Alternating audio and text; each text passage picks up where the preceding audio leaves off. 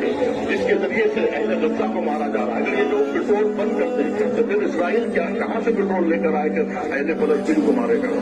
इनके जहाजों का जो पेट्रोल है वो अमारात से आ रहा है, वो मुसलमानों का दिया हुआ पेट्रोल है।